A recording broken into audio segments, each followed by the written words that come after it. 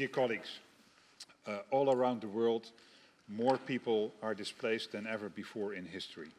In the past few years, Europe has experienced sudden influxes of migrants and refugees, which have challenged the capacity of European states to deal with these crises in ways unprecedented since the aftermath of World War II. This excellent report, for which we congratulate the rapporteur, deals in particular with the question of inadequate funding for managing these crisis situations where there is a sudden large-scale increase in the influx of people requesting asylum.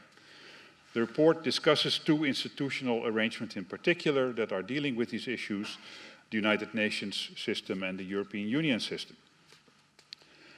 Both systems have experienced, as the report shows, very severe funding shortfalls, aggravating the fact that the bulk of spending for humanitarian assistance to refugees is borne by local, often poor, host governments. The report estimates over 60%. International aid accounts for less than 5% of total spending. The UNHCR confronts a shortfall in funding of 45%. In the EU, the problem is more that funding is slow in coming, and member state governments are slow or even completely deficient in meeting their obligations in terms of burden sharing, in terms of resettlement, as much as in terms of financial contributions. The recommendations of the resolution are actually modest. They call for greater efficiency in procedures and processes, and they call on governments to fulfill their international obligations. The report, unfortunately, lacks serious references to more fundamental issues. There is, for instance, no mention in the report of the need to reaffirm international commitment to the Geneva Convention, which underpins the existing asylum and refugee protection systems.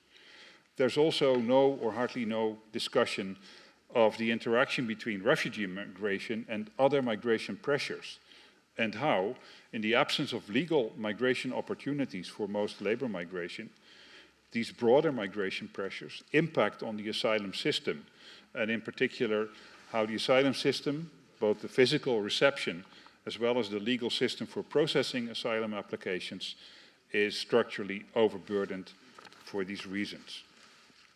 Furthermore, the resolution shows all the signs of being a compromise text, trying to run with the hare and hunt with the hounds.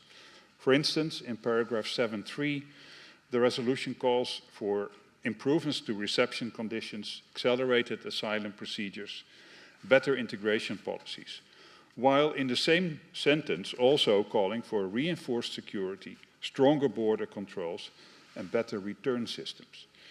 These recommendations reflect two fundamentally different approaches to the challenges that are facing us.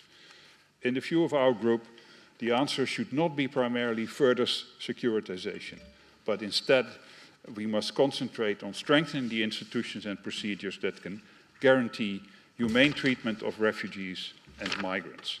Within Europe, this role falls primarily to the European Union.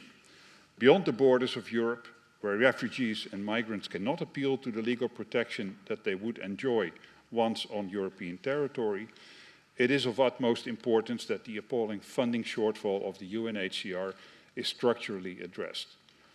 All in all, there is much that is not or only summarily addressed in this report. Nevertheless, if the recommendations in the resolution would be fully implemented, the situation on the ground for people seeking refuge from war and disaster would substantially improve, and for this reason, our group will support the resolution.